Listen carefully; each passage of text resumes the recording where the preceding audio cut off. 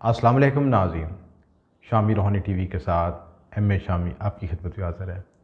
रमज़ान मुबारक आने वाला है, आप सबको मेरी तरफ़ से मुबारक हो। और रमज़ान मुबारक के सिलसिले में इस महीने हमारी पूरी कोशिश है कि हमारी तारीफ़ तरीके से आपको रूहानी तोहफ़े दिए जाएँ। और उसमें रूहानी तोहफ़ा ये है कि आप अपने एक सवाल का ज़ायचा मुफ्त मालूम कर सकते हैं और अपने मसाइल का हल मालूम कर सकते हैं। इसके लिए आप दिए नंबर पर रब्ता कर सकते हैं। बुर्ज जौज़ा वालों के लिहाज से अप्रैल का महीना कैसा रहेगा, इसकी सारी तफसीलात डिस्कस करेंगे। और इस महीने कौन से अहम योग बन रहे हैं और कौन से अहम प्लानिटरी पोजीशन तब्दील हो रही है। ये महीना बहुत बड़ी तब्दीलियाँ लेके आ रहा है। याद रहे, जब भी बड़े सितारे तब्दील होते हैं, जैसे मुश्तरी तब्दील हो रहा है आपके ज़ायचे में और 8वें घर से 9वें घर में तब्दील हो रहा है, ये बहुत बड़ी तब्दीली है। जब भी कुछ तारा अपने अहम घरों में तब्दील होता है या बड़े सितारे ज़ुहल, मुश्तरी या राहु केतु तब्दील होते हैं, तो दुनिया में बहुत बड़ी तब्दीली लेके आते हैं। ना सिर्फ अफरादी ज़ायचे में बल्कि इज्तिमाई ज़ायचों में भी बहुत बड़ी तब्दीली लेके आते हैं। तो आपके ज़ायचे में भी बड़ी तब्दीलियाँ आ रही हैं। सबसे पहले जो आपकी प्लानिटरी पोजीशन क्या, कौन से सितारे कहाँ से घर अपने तब्दील करेंगे, उसको हम डिस्कस करते हैं। मुझे सन जो है एरीज़ में तब्दील होगा वैदिक एस्ट्रोलॉजी के मुताबिक 13 अप्रैल को। याद रहे, ये मेरी वीडियोस वैदिक एस्ट्रोलॉजी के एसेंडेंट बेस पे है। इनका ताल्लुक सन ज़ोडिक से नहीं है, ना ही इनका ताल्लुक जो है आपके मून साइन से है। हाँ, ये ज़रूरी है कि आप एस्ट्रोलॉजी का पढ़ते हैं या सीखते हैं या समझते हैं तो लाजमी तौर पर 2 असेंडेंट को लाजमी फॉलो करें। एक आपका असेंडेंट बेस और दूसरा आपका मून साइन। दोनों को पढ़ने के बाद, दोनों को देखने के बाद उसका अपनी पर्सनैलिटी का, अपनी चीज़ों का, मामला का एनालिसिस करें। ये दोनों असेंडेंट आपकी पर्सनैलिटी पे और आपके इवेंट्स के लाइफ इवेंट्स पे बहुत ज़्यादा असरअंदाज होते हैं। सर्फ शम्स जो है आपका 8 अप्रैल को आ रहा है। ये वेस्टर्न एस्ट्रोलॉजी के मुताबिक बहुत बड़ा इवेंट है। इज़्ज़त, दौलत, शोहरत, तरक्की, कामयाबी के लिए, और इस वक्त खुसूसी फ़ायदा उठा सकते हैं, उसके लिए खुसूसी अलवा तिलिस्मत बनवा सकते हैं। और इसकी तफसीलात मैंने अलग वीडियो में भी दी है, इसको बनाने का पूरा तरीक़ाकार इसमें वाज़ेह है। उसके बाद माफ़ कीजिएगा, उसके बाद जो है इस महीने का सबसे इम्पोर्टेंट जो इवेंट आ रहा है, ये जो है महीने के आगाज़ में ही कमर अकरब खुसूसी मोहतार रवि को ज़ाहिर करता है। आगाज़ के महीने में वैदिक एस्ट्रोलॉजी के मतलब 1 और 2 तारीख को कमर अकरब होगा। और इस वक्त आपने कोई अहम इंपॉर्टेंट काम, ऐसे लेन देन के मामले, दूसरे मामला या कोई नया काम शुरू करने लगे, उसमें मुताद नहीं, थोड़ा सा पॉज कर लें, सदका दें, आटा नमक चावल का सदका दे के फिर आप आगे उसमें काम, मजबूरी तो काम कर लें, वरना कुछ दिनों को स्किप कर दें, फिर आगे उसके बाद आगे चलें। उसके बाद दूसरा अहम इंपॉर्टेंट टाइम जो है वेस्टर्न एस्ट्रोलॉजी के मुताबिक मैंने आपको बताया 8 अप्रैल को शर्फ शम्स आ रहा है। इसी तरह आपका वीनस भी जो है इस आपका जो वो भी अच्छी हालत में आएगा, 24-25 को जो है अपने शर्फी दर्जात से गुजरेगा। इसी तरह आपका जो शर्फ कमर है वो भी 15/4/2021 को है। दुआ की कबूलियत का ख़ास वक्त है, इस वक्त को हम नोट कर सकते हैं। वज़ाइफ, अमलियात, दुआ कर सकते हैं, आपकी कबूलियत का ख़ास वक्त है। और अल्लाह ताला ने हर वक्त में मखसूस तसीर लिखी है। अगर उसके मुताबिक हम उन वक्त को इख्तियार करते हैं, उसके मामला को इख्तियार करते हैं, तो हमारे जो दुआ में कबूलियत के कई पोशीदा मख्फी राज हैं वो फ़ौरी तौर पर कबूलियत के सबब का बायस बनते हैं और हमारे लिए आसानी पैदा करते हैं। जो आपका सन ज़ोडिक है, सन जो है एरीज़ में 13 अप्रैल को शिफ्ट होगा। मार्च जो है जेमिनी में 14 अप्रैल को शिफ्ट होगा। और आपका जो अंगारक योग बना हुआ था वो भी ख़त्म होगा। ये अंगारक योग आपके 12वें घर था। नेगेटिव एनर्जी, जादू टूने, नज़रें, बद, हसद के जो नेगेटिव हाईलाइटेड हुई थी वो ख़त्म हो सकेगी। इसी तरह जो है जुपिटर है जो एक्वेरियस में शिफ्ट हो रहा है 6 अप्रैल को, बहुत बड़ी तब्दीली है। जो जुपिटर आपके जो छठे घर में पहले 8वें घर बैठा था, 8वें घर से ये 9वें घर में शिफ्ट होगा। तो ये 8वां घर को कहते हैं दबाव वाला घर, टेंशन वाला, ऑब्स्टेकल्स वाला घर।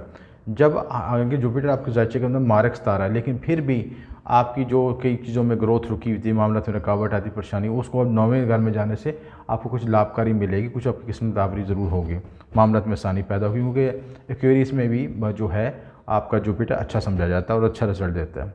इसी तरह वीनस जो है बुर्ज हमल में 15 अप्रैल को आएगा। वीनस जो है ये इसका डेबिलिटेड बुर्ज है, बुर्ज हमल। यहाँ पे नेगेटिव होगा, शरीक हाथ या फीमेल्स के मामला में मुतासर रहने की ज़रूरत है। कोई भी आपको खुफिया तलक़ात ऐसे मामला चल रहे हैं तो उसमें ज़रा कोशिश रहें, फौरी तौर पर जल्दबाजी में कोई फ़ैसला न करें। इसी तरह ज़ुहल जो है आपका बुर्ज जद्दी में रहेगा। अब ये अकेला हो जाएगा। अकेला का मतलब ये कि पूरी इंटेंसिटी के साथ 8वें घर को एक्टिवेट करेगा। 8वां घर आपका ऑब्स्टेकल्स का, रुकावटों का, ढैया यानी एक्टिवेट होगा।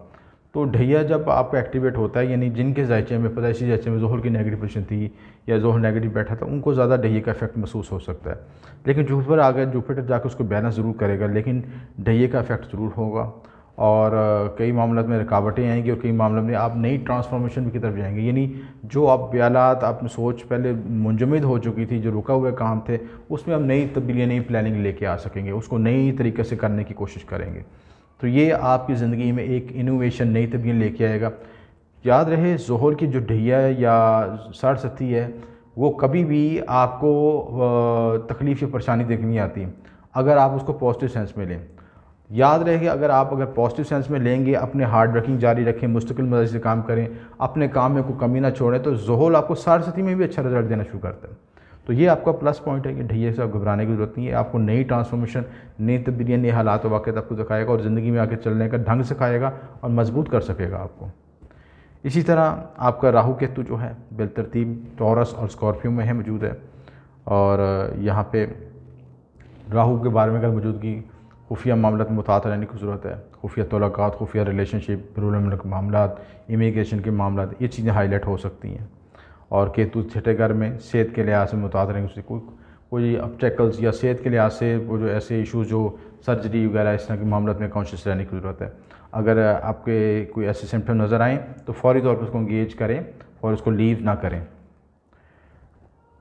जो इम्पोर्टेंट योग बन रहे हैं इस महीने, योग का मतलब यानी दो सितारों का मिलाप से, एक घर में दो सितारे जब इकट्ठे होते हैं या क्लोज कंजक्शन करते हैं या क्लोज उनकी डिग्रीज आती हैं, तो उनके बड़े यूनिक किस्म के रिजल्ट पैदा होते हैं। अंगारक योग बन रहा है आपके 12वें घर में, ज़हनी दबाव, डिप्रेशन, एंग्जाइटी और फ्रस्ट्रेशन को ज़ाहिर करता है। गलत फैसले, गलत तरफ जाने का रुझान को ज़ाहिर करता है।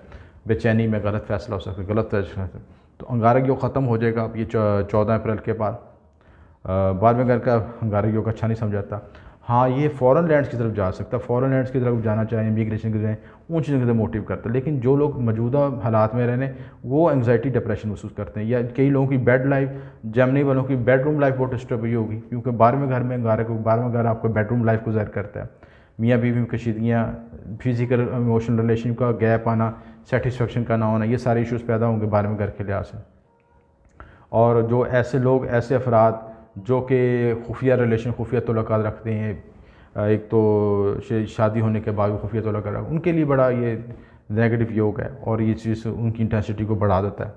इसी तरह जो आपका दूसरा केंद्र दोष बनेगा 24 तारीख को, ये भी नेगेटिव है। जब मून से अगला और पिछला घर खाली हो तो केंद्र, ये एंग्जाइटी, डिप्रेशन को ज़ाहिर करता है। उस वक्त आपको एंग्जाइटी, डिप्रेशन पैदा होता है, बेचैनी, इंतशारी कैफियत पैदा होती है, आप बेयकीनी की कैफियत में होते हैं, आपको महसूस होता है कि आपके साथ कोई नहीं, सब लोग चीट कर रहे हैं, कोई मुश्किल वक्त में आपको साथ नहीं दे रहा। तो ऐसी कैफियत पैदा होती हैं।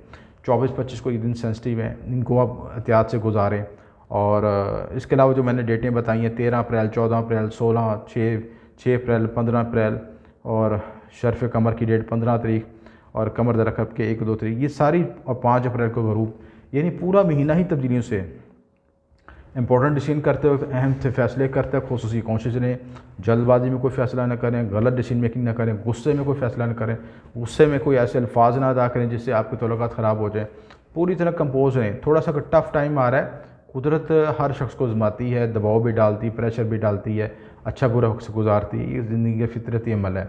तो जब प्रेशर आ रहा हो तो आप थोड़ा सा खामोशी इख्तियार करें और मेडिटेशन की तरफ रखें, अल्लाह तौबा की तरफ रखें। अगर आप उस बुरे वक्त में या टेंशन के दबाव में फौरी तौर पर डिसीजन मेकिंग करने या बहुत तेज़ भागना शुरू कर दें या बहुत तेज़ अपना ये काम क्यों नहीं आ रहा, तो वो मज़ीद फ्रस्ट्रेशन इजाफा होगा। उससे बेहतर है कि थोड़ा सा कंपोज करके अपने आप को थोड़ा सा नॉर्मल रखें और कुछ वक्त को गुजर जाने दें, स्किप करने दें। हर वक्त अच्छा नहीं होता और हर वक्त बुरा भी नहीं होता, तो दोनों चीज़ों को बैलेंस करने की ज़रूरत है। इसी तरह आपकी जो फर्स्ट हाउस की पोजीशन जो है, गुरु चंडाल योग भी बन रहा है आपके सच्चे में। 6 अप्रैल तक गुरु चंडाल योग बनेगा। जुपिटर जो है आपका एक्सपेक्ट कर रहा है आपके 12वें घर को, 8वें से आपको एक्सपेक्ट कर रहा है आपको 12th को। तो ये भी 8वें और जो 12वें का कनेक्शन बन रहा है, वो एंग्जाइटी, डिप्रेशन को ज़ाहिर करता है।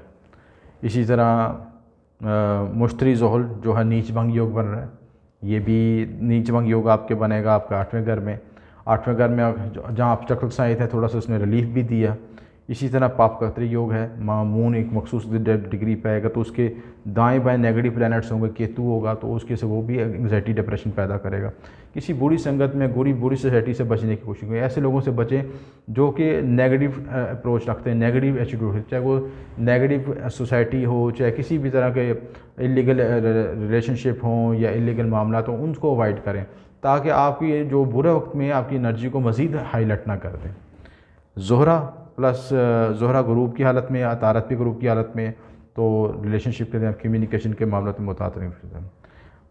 हाउसेस के लिहाज से जो प्लैनेट्स हैं, घरों के लिहाज से तो अगर तब्दीली देखें तो आपका जो फर्स्ट हाउस का जो मरकरी है वो कम्बस्ट हाउस में आपका गलत ग्रुप में 10वें घर बैठा है, तो आपकी पूरी तवज्जो होगी कैरियर को बूस्ट करने के लिए, कैरियर की प्लानिंग करेंगे, कैरियर को आप डेवलप करने के लिए, लेकिन उतना रिजल्ट नहीं मिल सकेगा। लेकिन ये वक्त आपका हार्ड वर्किंग है, इसको चैरी ऑन रखें और सेल्फ प्रेस्टीज और सेल्फ रिस्पेक्ट पे फोकस करें और अपनी हार्ड वर्किंग जारी रखें। कुछ चीज़ अगर ये ना सोचें कि भी अगर रिजल्ट नहीं मिला तो उस चीज़ को छोड़ दें।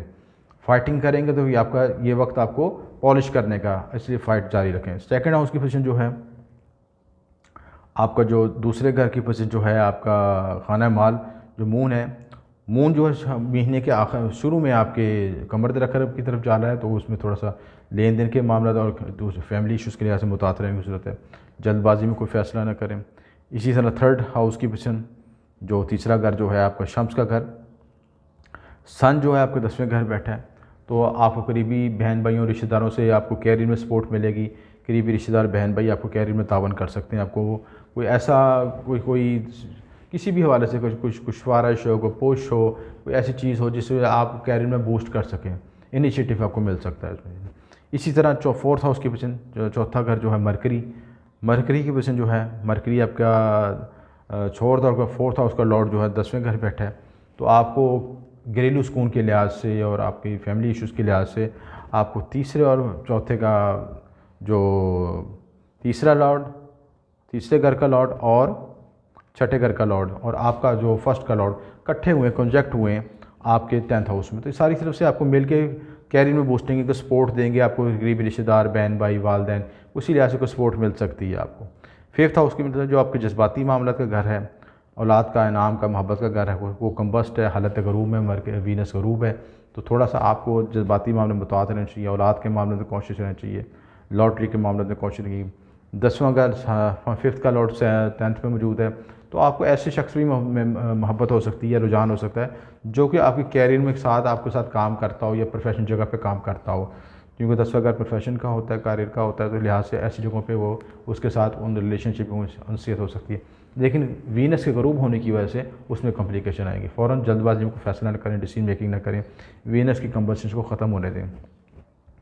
इसी तरह जो आपको 7th की पोजीशन है, 7वें घर का लॉर्ड जो है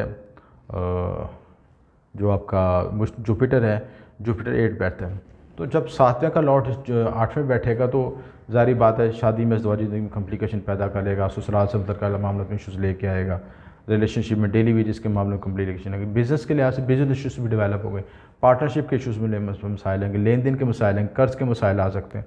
तो ये सारी चीज़ें जो हाईलाइट हो रही हैं, लेकिन जब ये अप्रैल के बाद 6 अप्रैल के बाद जुपिटर यहाँ पर जो है 11th में शिफ्ट हो जाएगा, 9th में शिफ्ट हो जाएगा, तो फिर ये मामले में बेहतरी आएगी। इसी तरह आपका जो है जुपिटर जो है आपके 10th का लॉर्ड भी है, यानी 10th का लॉर्ड होके आपके 9th में चला गया, तो ये कैरियर में बूस्टिंग करेगा, कैरियर में भी सपोर्ट देगा कानूनी लिहाज से, आपके लिहाज से। तो हालांकि ये 10वें से 12वां बन रहा घर, लेकिन फिर भी अपने पॉजिटिव साइन में तरकोन में आने की वजह से आपको पॉजिटिव रिजल्ट देगा। चीज़ें तो अच्छा ये है कि अप्रैल के बाद कुछ वक्त आपको कैरियर के लिहाज से, कैरियर में बूस्टिंग के लिहाज से नया रास्ता मिलेगा, नई आसानी पैदा होगी। मार्स जो है आपका, जो 11वें घर का लॉर्ड जो है मार्स, वो 12वें घर में बैठा है, दोस्तों के साथ या कोई ऐसी फ्रेंडशिप के साथ खुफिया तल्लुकात, खुफिया रिलेशनशिप में मुताअत रहेंगे, वो रिलेशनशिप आपको आगे इख्तलाफात और या इलीगल रिलेशन की तरफ भी लेके जा सकते हैं, और इसके अलावा बैरून मुल्क इमिग्रेशन की तरफ भी मूव कर सकते हैं ये रिलेशनशिप आपको, चाहे वो इंटरनेट के थ्रू दोस्ती हो, चाहे कोई ऐसे मामला हों जो कि आपको सोशल नेटवर्किंग में आएँ। लेकिन जो भी मामला तैयार करें उनकी कोशिश करें कि उनकी लिमिट्स, उनकी शरई हदूद को मद्देनज़र रख के तैयार करें ताकि पेचीदगी ना आए। मजमूई तौर पर यह महीना मिले जुले रुझान को ज़ाहिर करता है। आपके लिए जो लकी नंबर जो हैं वो 5 है, 52 है और 92 है। इनको अपने प्राइस बॉन्ड के लिए यूज़ कर सकते हैं, तो मामला में बेहतरी आएगी आपके लिए। सदक़ात जो बेहतर हैं आपके लिए कि हर बुधवार के लिए दिन जो है आप नारियल का सदका दें, बहते पानी में सदका करें। और इसके अलावा जो है गोश्त का भी सदका दे सकते हैं। मंगल के दिन सुर्ख दाल के गोश्त का सदका करना आपके लिए बेहतर होगा।